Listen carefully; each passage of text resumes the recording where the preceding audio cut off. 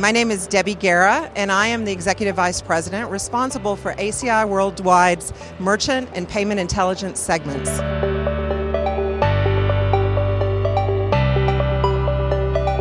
We're seeing some really exciting trends for merchant payments in 2020, specifically the need for frictionless payments, whether you're paying in store, online, via mobile application.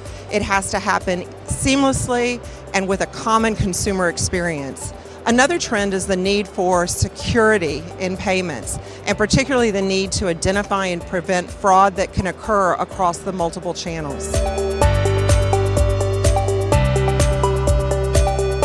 An omni-payment system is a payments solution that effectively allows a merchant to take payments in a common way in the store, online, via mobile application, and that omni-channel experience has to be consistent for the buyer. So it's a solution that facilitates that.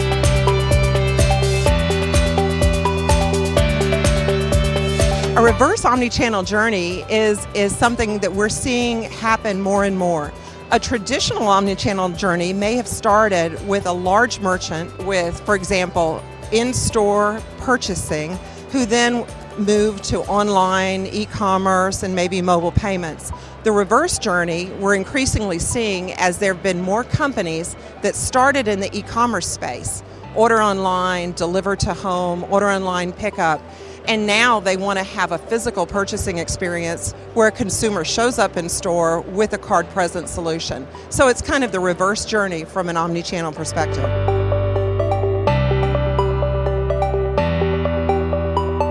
The implication of this to e-commerce companies is that they have to consider activities that were not necessarily in their DNA when they started out online. For example, hardware in the physical store, the point of sale solution, certification, and looking at a card-present solution that was not necessarily part of their original go-to-market when they started out.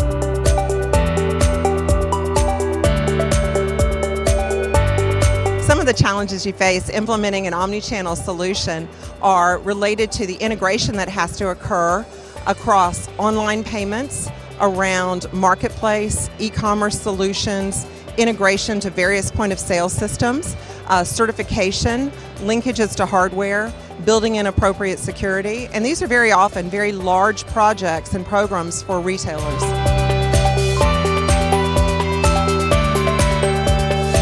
Artificial intelligence is having a great impact on the payments space today.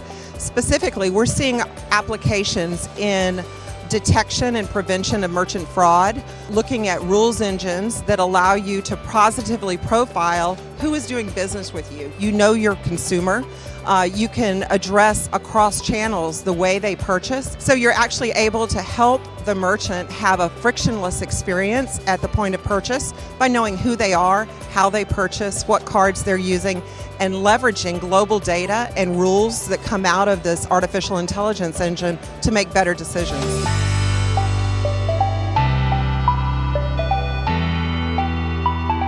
The ability to prevent fraud while at the same time increasing transactions and revenue is an essential activity for merchants today. But in order to do that, you have to have data on your clients. You need to be able to positively profile them, and you need to be able to know who is a good guy, who just happens to be making a payment in a different way that you've had experience before with.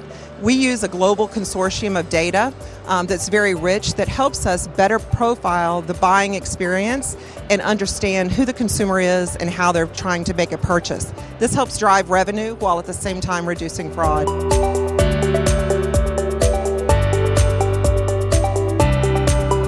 Sadly, merchant fraud is increasingly common, and as we look at omni-channel experiences, you see merchant fraud occurring across in-store shopping, e-commerce, and mobile. It depends on the channel, the rate of fraud. It can be, when you purchase online and pick up in store, the types of fraud you see are different than, for example, an online gaming activity where you may have a low value but numerous transactions occurring. What becomes really important is knowing who your consumer is, how they're paying, what your payment experience is, so that you can authorize payments but limit that fraud and the negative business impact that can occur with losses.